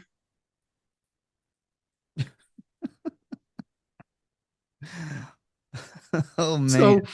So it's like there's a lot of shit going on that you're not seeing, but you are like subconsciously hearing it mixed in with the music and the sound effects and everything that they add on top of that. But that was one of the most interesting directions I've ever gotten, was scream as hard as you can, but don't open your mouth, you know? Did it work though? Did it get you where you needed to be? Yeah, because Yeah. you can't be yourself and do something so over that, like, it immediately puts you in the right place, because a normal person doesn't scream with their mouth closed. No, And that then my brain has to like process of how to do that. yeah, it's not that easy. It's like on Scooby-Doo Monsters Unleashed, my character, like we talked about, breathes fire. And when you're shooting it, even though you know there's no fire, they're going to add that later. That was a visual effect. But I still have to get to the place where I believe that I feel like I'm breathing fire, right? So you can't just go, because it's just going to look like he's opening his mouth. I feel, at least. Oh, So you're right. You're right. So I'd be going, well, your little uvula in there can only do that so many times. I ended up, the little punching bag at the back of my throat, I ended up swelling up that thing from friction from it hitting the sides of my mouth, to the point where it was so swollen and purple that it was sitting on top of my tongue. Mm. And I had to take a day off and go home and drink tea and everything. And that's why Matthew says, you look like you got a dog's dick in your mouth. Did you get what is it? It's your uvula. Did you get uvula, uvulitis where it swole up? I got that once, man. It basically feels like you can't breathe. Yeah, it basically became like 3 times the size, and you feel like you're going to swallow it with every breath that you take. Mm-hmm. And all because I needed to make the fire sound. None of it's in the film, because of, why would it be? They've got their special effects sounds and the sounds of fire and everything, but it just feels weird to just go, when it's just me and that's the thing. It's just me and Matthew, for example, when I'm breathing fire on him. And so, but Scooby's there. But when you see pictures that they did for promo of the film and stuff, pictures that are in the different Scooby-Doo, there's like the books for kids and all the different stuff, that picture book that has pictures from the movie and stuff. You see, it's the pictures of him and I on set, and he's crouched down, and there's no fire and there's no Scooby in the picture. But because they need that stuff ahead of time before they created all that stuff. So that was but the hard part of that film, like I said, it was 6 hours of makeup and 2 hours and when we're talking like, first of all, this was after 13 Ghosts. So I had lost 200 pounds, and the first job I got was this one, and they built me a fat suit because, you just can't win, right? Yeah. So under the fat suit, I had these, it was like a suit. It was like a cool suit that they had made for the soldiers in Kuwait during in the Middle East there. And it would pump, basically had like these veins that would pump ice cold ice water throughout my body to cool me down, because I had that. Then I had a fat suit that was plugged into a refrigeration unit that they would plug me into when I was off set. And it was fine as long as the refrigeration unit was working, which was usually the first 45 minutes of the day. And then it would like conk out. And then the rest of the day, I just got this warm, pissy water running around doing nothing except making me hotter. Right? So you got that, and you can't take it off because everything is on top of that. Right. So that's just added one more layer of heat. So then they got the fat suit. Then I had a 35-pound air bladder stomach that was Velcroed to my chest, that hung down and had an air bladder. So it was all jiggly and had hair on the outside. So that was part of that. Then they had the shirt. Then I had these hands and arms. And then I had a wig. I had the 5-piece application on my face. Then I had up and lower teeth. I had these contacts that were about this big that took up my entire eyeball and suctioned onto my eyeball. So everything was black. And then the wig, I had the hat, which had a working lantern in it. Oh, and I had a smoke machine and fiber optic lights in my pants. So when I'm running and you Sounds see dirty. you see this smoke around me and you see like this, my pants are like glittery. It's because I have fiber optic threads throughout my pants. Then these big boots. So I'm 6'6", but mine are 49ers. It's like over 7 feet tall because I've got all this stuff on. And the only part of me that was left, everything else was minor 49er, except I had a pinhole in the center of each contact. And my wife, who was like my assistant on set, she was basically, because I couldn't do anything once I was minor 49er, I couldn't even go into my trailer. I couldn't go into the washrooms. I couldn't go anywhere. I couldn't even sit in my director's chair. My wife would carry a whole stack of apple boxes around. And every time I had to sit down, they had to build like a little wall for me to sit on because I was so big. She would sit before I'd go to set every take. She'd sit in front of me and she'd look, and she would look into those 2 little pinholes, and then she'd go, okay, there's my husband. Go have fun. He's under there somewhere. He's under there somewhere, because I was completely gone. Whereas on 13 Ghosts, other than those 2 little pieces of application, the latex over my eyebrows, everything else was just layers and layers and layers of different body paint, those white pasty thing that they put on with a horsehair brush. And then they took a what do you call it? An air gun? No, airbrush. Yeah. And they airbrushed in all of the capillaries and the veins and the stuff that you see underneath all that. And then they put more paint on top of that. So my makeup was like 2-3 hours. I think it was 3 hours. And then they got it down to 2 by the end of the movie. Because I think you're just mostly in your underwear in that movie.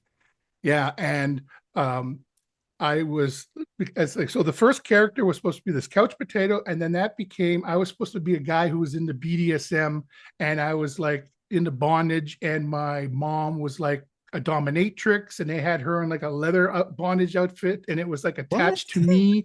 And I basically passed out and died, and I rolled over and landed on her and smothered her to death. And that's how she died. And this was another character, right? And this is what I mean about when they need things in pre-production, like if they're going to go into production on a book, or if they need stuff for set deck in the movie or what have you, they can only work with what they're with whatever they're at with the script at that point. So for example, like on Scooby-Doo 2, Monsters Unleashed, in the board, there's a board game, and there was a bunch of stuff that Burger King had, a bunch of toys and stuff, but all the promo for that was pictures of me from different makeup tests, where my beard, my outfit, everything is different colors. I don't even look like minor 49, but that stuff is sent off. So there's a picture of me in Fangoria, which I have over there somewhere, where I have like, it looks like I've properly taken my handkerchief and I've put it around my neck, and I'm about to have dinner, because we were just creating the character. We hadn't got to the point of a bib and puke and everything yet. Yeah. But they needed pictures for Fangoria. So there's me with like a proper handkerchief, and my hair hasn't even been dyed yet. So I have a big brown tuft of hair, because I had like an afro. They shaved the afro and they left a tuft of hair in the front. So that's not fake hair. It was my real hair. And then I'd have to go into the trailer every 3 days and have the makeup ladies dye it blonde and touch up my roots, because my roots started showing. So for 3 months, I was like constantly having to get I think that's why I have no hair in the front anymore, because I think they fried it. But I basically walked around sacrifices, man. I walked around for 3.5 months looking like a poodle's ass, with the big puff of hair on the front. That was actually one of my questions. Was going to ask you about getting the cover of Fangoria. Yeah. That's I love being on the cover of Fangoria, because A, I had the least amount of prosthetic makeups, and B, I'm the only one who doesn't have contacts, and yet there's me with my creepy eyes and my creepy face, and I just got a kick out of that. It was like the person with the least amount of makeup, no contact on. I felt bad for Lori, who played my mother, because she had one of her eyes is all white and milky, Like in real and the life? other, well, in real life. So in the Oh, movie, she has cataract in that eye. Okay. So, and she was wearing a contact in the other eye. But her entire life that she's had a cataract, nobody's ever mentioned it. No one's ever said anything because you don't walk up to people and talk about their cataract, right? But now all of a sudden she's on a special effects movie. She's on a movie with all this makeup. And almost every day, someone would come up to her and go, "Oh, cool. I like what they did with your eye. It's all oh white now." no. So just imagine you've lived your whole time that you've had this, and people leave you alone about your cataract. And now every day someone is complimenting her on her eye because they think it's makeup. So I always felt bad for that. Yeah. And so the makeup trailer I was in had two beds, and it had me on one bed, and then there was a curtain, and then there was the angry princess, the one with Oh, all this. She was on the other bed, and we were basically we just basically laid there while they just the makeup people went back and forth. And I think the reason it took me 3 hours because there was just a lot of square footage at that point in my life, and it just took a lot of time to paint me. And it's like they'd get a layer of paint off, and I'd sweat off half a layer, so they'd put another layer on. I'd sweat off half a layer. Almost every take in the movie, I'd feel somebody between my legs spraying my crotch because the paint was wearing between my legs. So to be like someone painting my crotch, or my underwear that I had, they kept having to pull it out to make it look like it was bigger. Like it looked like it was boxers, or it looked like it was a diaper rather than tidy whities. But I'd walk around in them for like 5 minutes, and they'd start, and then all of a sudden the great child's wearing a thong, because all of a sudden all you're seeing is a little strip of material. And what nobody realizes is that I was technically, because underneath that underwear that you see in the film, I'm wearing like a little gold lame thong. So there's separation between me and so if you want to think of a different version of the film, just think of the great child walking around in this gold lame thong that I had on underneath that. It's always weird when I see pictures, like someone just sent me a photo. They have my underwear framed oh in their man. house. And I always think to myself, if you only knew the issues I was having at that point in my life, and that's all I'm going to say. That is But wild That's a that they, weird thing to have framed up in your house. I mean, and some I'm guy in had I'm into a horror movie like memorabilia, but I'm gonna well, some pass on guy that I one. saw the first person that sent me a picture of that was they were watching Netflix, and they were showing people who had like amazing collections. And this guy had like a horror basement. I think he was in New Jersey, and he had a whole basement made out horror, and he had all the 13 ghosts like full size, the jacket and the monsters. And then all of a sudden, boom, there's my underwear on the wall. And I thought, ooh, that is wild that I wouldn't even put my underwear on the wall, and they're my underwear. I mean, I understand wanting to have something like a part of a costume from a movie, but then you got to at the same time think like, well, somebody wore this and sweated in it And and did a lot more in it. existed in it for who knows how long. And I'm sure that it was, they wouldn't be able to wash it because you don't want it to come out nice and clean. It's supposed to Oh, be. trust me, at the end of the day, I'd go to the wardrobe trailer, and the lady would stand there, and she'd open the laundry bin, and she'd look at me with the bin open, and she'd go, "Here, drop it in." So Was it just like a regular pair of a whitey regular panties? pair of Hanes underwear that had been weathered and beaten down and scratched and ripped and darkened and Okay. dirtied. And yeah, whereas in 13 Go, I mean in Trick or Treat, I'm actually wearing a diaper that Yeah. was Yeah. designed for my size. I'm actually wearing a bonnet. I'm actually wearing the They're gonna say I'm bib. actually wearing it right now. Yes, exactly. But the difference between the two is on 13 Ghosts, the puke was fake. It was like a latex that was attached to the bib, and then the stuff that was on my face was like rubber or latex that they almost glued in place on my face. It was basically there, and it would be there for the whole day. Whereas the puke that I had to deal with on Trick or Treat was stuff that they made. So they put like onion and leek soup, chunks of hot dog, two different kinds of beer, I think, some Oh, other stuff, put it in a bowl, mixed it all up because it was supposed to look like all the remnants of everything I've eaten and drank that day.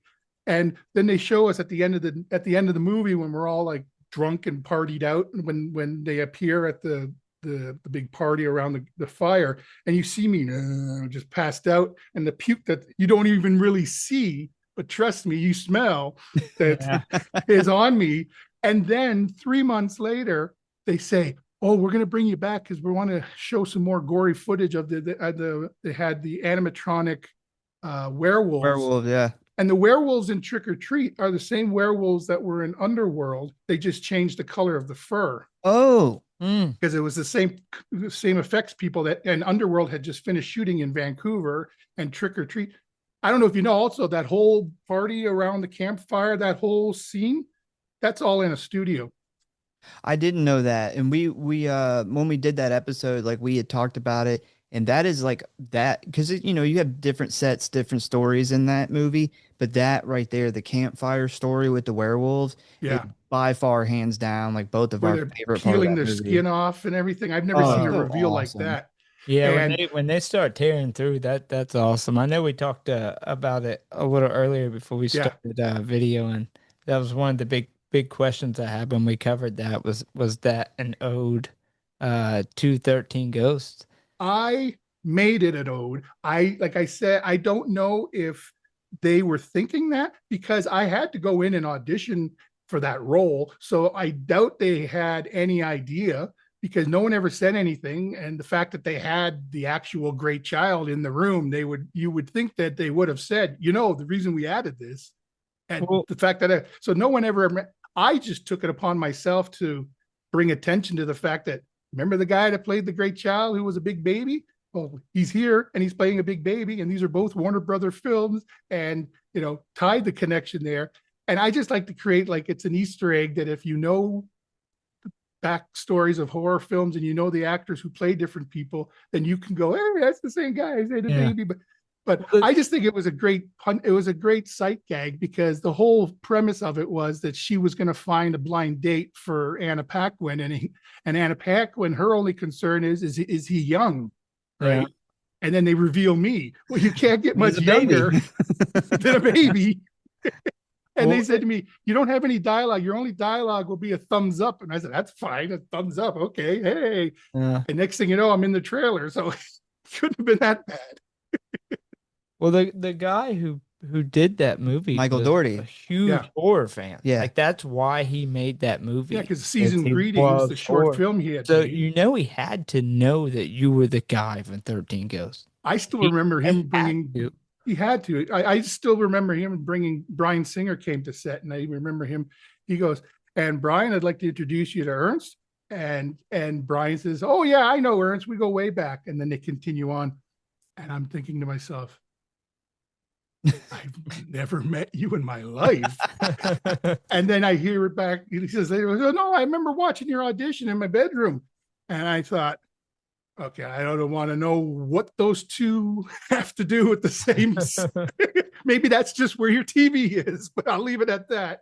But because in the audition, I stripped down to my underwear, and I remember the looks on their faces in the room, because they were like, "Oh, no, you don't have to. I can't. You don't." And they all start panic. And by then, I'm like folding my jeans over the back of the chair and everything, because my feeling is, I'm gonna be sitting there. I'm a diaper on set. If I'm afraid to sit in my underwear in this room, I'm trying to give you the visual of what I'm going to look like, Yeah. And because if you notice, I am like 200 pounds lighter than I was in 13 Ghosts. So when I watch it, I always feel like I'm the child of the great child, because I look like such a kid compared to how I looked. Because I think I had sent you a picture of the life cast that I had, that they had made. Awesome.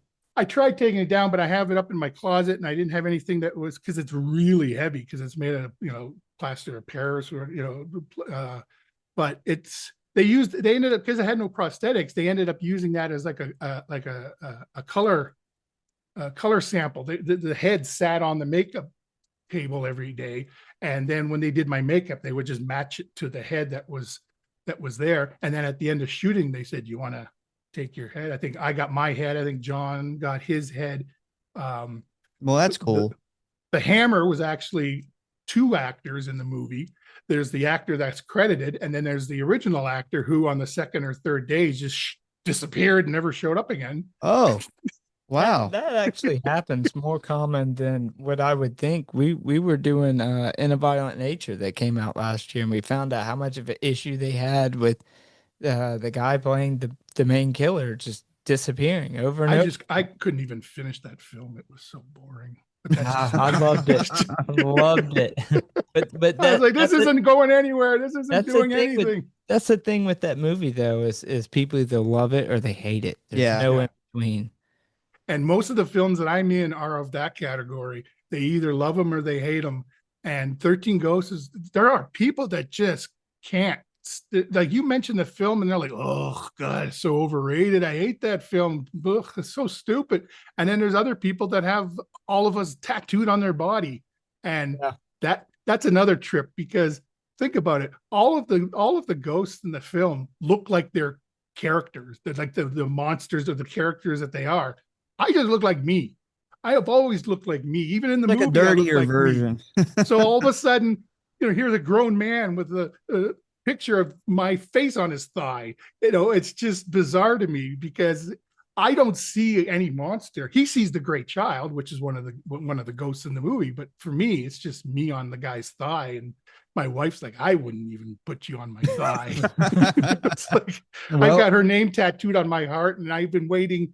I've been waiting. We're going to be married 23 years next month. I've been waiting 23 years to see my name on her chest, and she's like, "Oh, not happening. You can put it on there with a marker, but it's coming off in the morning." That's funny. It's the opposite with my wife. She's got my name tattooed and I'm still on that wait list. You're holding out. Yeah, Yeah. yeah. The thing with 13 Ghosts is, the ghost I think is really what kept that movie alive. If you're gonna go tattoo the ghost, if you're into that movie, if you love Yeah. that movie, you obviously couldn't leave one out. But like we were talking about earlier, and we've talked about this on the show quite a few times, is you get these 10 and 12 episode series on Netflix and Amazon. And how Mhm. cool would it be to get a series where each ghost from the original movie got their own backstory?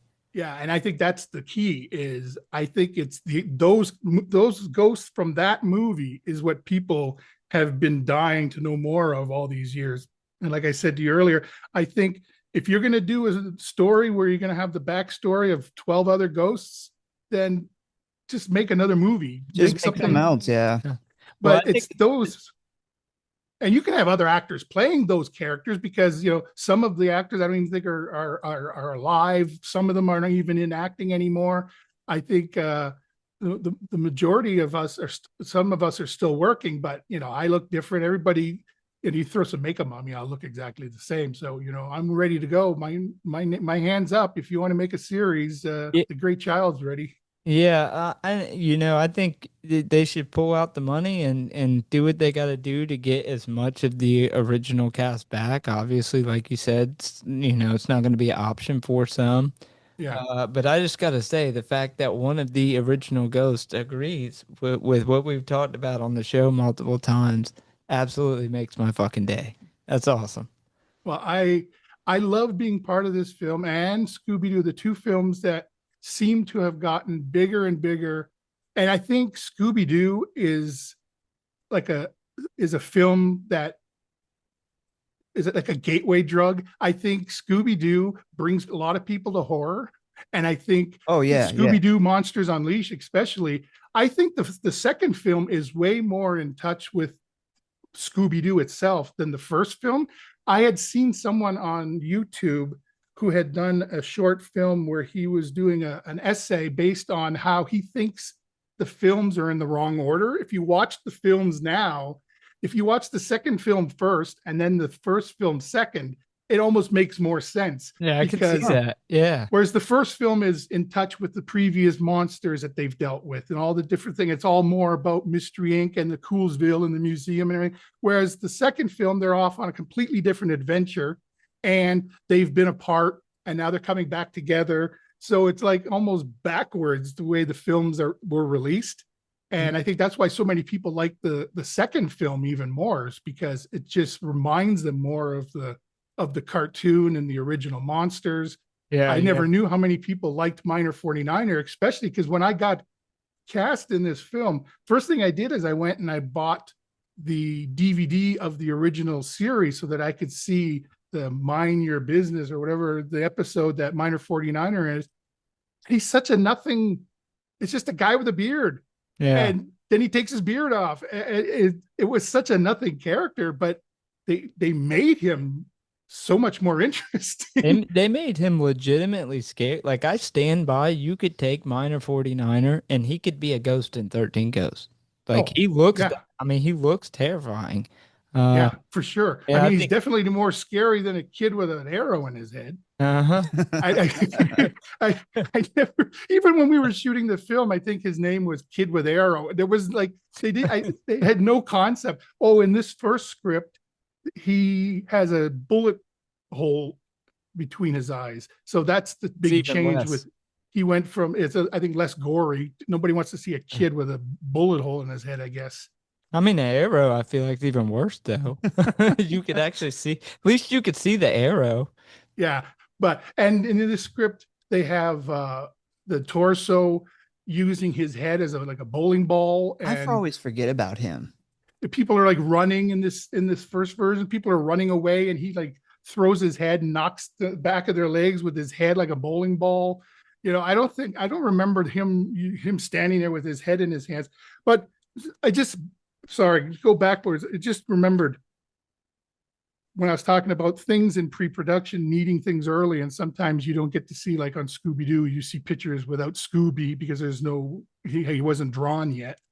On 13 Ghosts, we had so many versions of our backstories. And like I said, there was the bondage version. And then after that, it became mother and child. And I was a baby and she was the mother of the baby. But they, in the movie, let's see here, they gave us each these promotional cards, and I still have a whole bunch of them. And on the front, it has our design from the Black Zodiac that appears in the movie.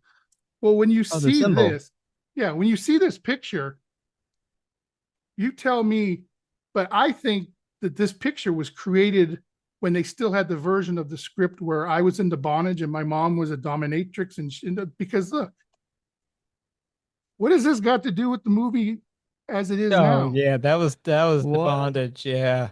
You got So, like a leather belt, studded belt across your yeah. chest and on your arm. So when you look at the Black Zodiac and you go through and you look at the pictures, some of them are very similar to what they look like in the movie. And then there are others you're like, well, I don't see mother and child here. I see some half naked woman strapped to some big fat guy who's got leathers on. That don't look like what you see in the movie now, but they had already created all this stuff, so they had to go ahead and use it. So That go ahead. no, that's awesome. That's awesome. You still got that. But what is your favorite keepsake from the movie? I'm trying to think. I'd say the head, just because Yeah. it's such a vision. My wife reminds me. She says, "You as big as you were when we shot the film, that life cast is a reminder of, if you ever get that big again, this is what you'll look like in the casket." Because it's got my eyes closed. It's It's just, awesome looking though. Yeah. I expected you to say that because I was like, that thing. When I seen the picture when you sent it to me, I was like, that's awesome. Like, I have a yeah, bunch of horror movie busts around. That would be a cool one to have. That yeah, thing is it's creepy. But the fact that it came from whenever you were doing, I imagine yeah. makeup tests and stuff to And it have wasn't that. painted. That's makeup on it. Like if you touch it, you can feel it's still got the makeup on it. So I have to keep it covered because the dust attracts to the actual makeup because it's not painted. It's actual face makeup on there. But the fact that it was K&B Effects, one of the biggest, special effects makeup houses, and Howard Berger, and the fact that I got to work with all them, got to know them, still friendly with Howard, and 13 Ghosts, and leading that, like I said, Scooby-Doo, those two things have gotten bigger, and now we're a generation away from when we made them. You have a whole new, you have fans of the first film, and now you have kids showing, those fans showing the films to their kids, and then just continuing. And 13 Ghosts just is one of those things where and every time there's any mention of a 13 Ghosts series, I all of a sudden get hundreds of emails from people around the world going, what do you know about this? What do you know about this? Do you know anything about this? Are you involved in this? And then, like, the last thing that went around was this parody site, the Yoda Baby or whatever it's called. They put out this thing where the series is coming to Paramount Plus, and it's got a picture of the jackal, but it's basically like some guy with a bird cage on his head, and people are like, this better not be real because this is sucky. And I have to keep reminding people. So finally I just put the thing up on my page and said, for the people in the back, this is fake. I've talked to some filmmakers who have put together a treatment and have been talking with I think Dark Castle and with Warner Brothers. They've had pitch meetings and treatments and all that kind of stuff, but I don't know. I have no idea if it's just still rumor or speculation, but I know there's definitely a market for it. And I know that people would actually watch this if they did put it, but it would have to be based on those ghosts. People don't even, we don't want to see a remake. We want to see the original. And people that say that don't even realize that 13 Ghosts was a remake already of the Margaret Hamilton original William Castle one in 1960. And there's also have you seen the 13 Erotic Ghosts? No, you haven't seen that. That's another version that I have on DVD somewhere. That's the softcore porn version. And it comes with I would have to check that out. It's on DVD. It's out there, and it's just. Is it at least like the same ghosts? Oh, it's just stupid. It's horrible. I think it comes with glasses too. You put on. You're supposed to. The whole thing it's horrible. There's the ghosts are like going to town on themselves with like a silver dildo, but it's a vibrator, and she's got a silver vibrator, but she's like giving it oral, and it's like, who wants to see? I don't know. It's just the whole thing was horrible. I just bought it because I wanted to have it on my shelf because it was connected to the film I was in. Yeah. I feel like I need it on my shelf. That's just it's stupid fun. I think there's a porn version of every movie that's ever been made somewhere out there. I mean, there's Vinegar Syndrome, and they all got their starts doing like porn and softcore porn and movies like that. And now the director's name I even recognize, like Fred Olin Ray or something. I think he does a lot of these low budget either horror or softcore. I like to call them belly bouncers because those are the films where they're not having sex, just a naked woman bouncing on a guy's belly. There's no actual sex going on. The ones that they would show on Cinemax in the middle of the night and stuff. The fake out. Yeah. When I was a kid, those were the things that were blocked. So you just had a bunch of squiggles on your TV. And as a kid, you'd be sitting in front of your TV, squinting, trying to find a boob in there somewhere. I saw a boob. We caught the back end of that. And we've talked about being a kid on HBO late night, trying to catch a little glimpse of a titty. Just a nipple. And then the precursor to that was, sitting up in your room with the Sears catalog, holding it up to the light going, I swear I can see through this bra. Yeah. Kids nowadays are 5 years old and they got porn on their phone. They don't even know what they're looking at. I think the context of what you're actually, we've gone so far on the other direction nowadays with all that stuff. Kids are between horror and the videos on TikTok and the stuff that people film. People are seeing things, people being killed, shot, videos of people being, stuff that you wouldn't even imagine ever seeing. And just kids have it on their phone now. So it's amazing. The 1950s could see us now. Yeah. Well, like I said to you, I don't have a cell phone, so I'm out of that. I've never sent a text. I'm out of that. I don't have a driver's license. I still have a landline with an answering machine. So I'm from that era. Even though I was born in 1970, sometimes I feel like I was born in the 50s. Well, I think it's about time to wrap it up. We do have, like we talked about before, we have our contest to win some signed, but you got some signed photographs, right? Yeah, I have prints that are of me with 10 of my most popular characters. I also have prints of me from 13 Ghosts, Scooby-Doo 2 Monsters Unleashed, Dead Rising Watchtower, X-Files. I've got pictures of me from Once Upon a Time. So on my page on Facebook, CE Hearth, there's right at the top of the page, there's a link that is locked up there, and it shows you all the photos I have. So anybody who would like to follow me on Facebook or on Instagram, see Ernst Harth. There's only one of us in the world, so it's not hard to find. And if you want to go on there and follow me and then let our friends know here that you've done that, then you can pick one of the photos, whichever one you want. I'm not gonna force something on you. If you want an X Files picture, I'll send you an X Files picture. If you want a Once Upon a Time picture, I'll send you that. Or if you want a 13 Ghost, I have pictures of from 13 Ghosts of me with my mom sitting on my lap, and everyone thinks she's feeding me baby food, but really she's got a bowl of my own puke that she's feeding back to me. That's another Yeah, I insight. never That's noticed that. fantastic. That's my pick. That's Yeah. my pick for my picture. I want that. Yeah. But yeah, just like his socials, let us know. And then this Friday we will be picking a winner for that. And then we'll verify it through him and we'll get everything going for you. We'll make sure that you guys ain't lying. You got to go actually like the page, let us know, and then you can get your free signed picture. We're going to be both getting us, one that we're going to keep. We're Yes. not giving them all away. But yeah, that's going to be it for us. Thank you, Ernst Hurst, man. Like, this was awesome. Like I said, when you contacted us and we had already talked about you in another movie, uh, it was killer. Um, I was stoked, man. I This is a know You great can conversation. I you know can you always have me back because there's about 100 other films that we haven't even talked Oh, about. I So know. there'll be other films that come out somewhere down the line that I was in that you might want to have an opinion or two on. I know we talked a little bit about the one you got coming out, the one you sent us. Is there anything else you want to plug before we wrap up?